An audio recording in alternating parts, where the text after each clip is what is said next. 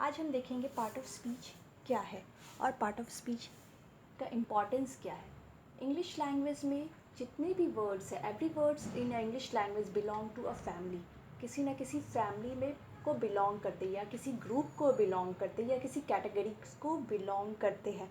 जैसे Ram is going to school, इस sentence में जितने भी वर्ड्स हैं, जैसे राम नाउन से है, गोइंग वर्ब है, स्कूल एक नाउन है। जितने भी वर्ड्स हैं ये सभी एक ग्रुप को बिलोंग करते हैं। इंग्लिश लैंग्वेज में 10 ग्रुप्स डिफाइन किए गए हैं। Noun, pronoun, article, auxiliary, verb, adjective, adverb, preposition, conjunction and interjection. In 10 groups को कंबाइंड फॉर्म में पार्ट ऑफ स्पीच कहा जाता है। यानी कि पार्ट ऑफ स्पीच के अंदर ये 10 ग्रुप्स है और हर एक सेंटेंस में जितने भी वर्ड्स हैं ये सभी किसी न किसी ग्रुप को बिलोंग करते हैं।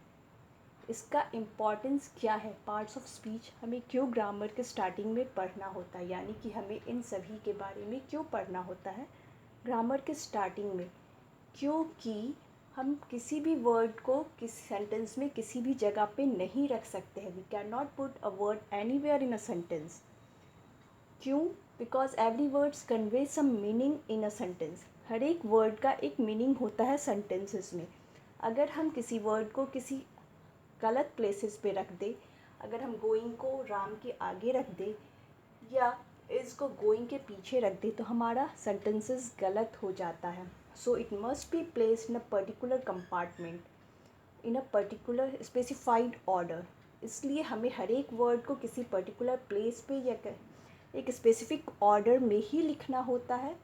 तभी only then it will show the correct meaning. तभी ये सेंटेंस जो है हमारा मीनिंगफुल होता है और करेक्ट होता है। इसलिए हमें पार्ट ऑफ स्पीच का स्टडी करना होता है। ये इम्पॉर्टेंट होता है कि हमें हर एक वर्ड्स किस पर्टिकुलर ग्रुप को बिलोंग करते हैं, उन ग्रुप्स के बारे में स्टडी करें और इन ग्रुप्स को स्टडी करने का पार्ट ऑफ स्पीच कहा जाता है, इन्हें कंबाइंड फॉर्म में। Thank you.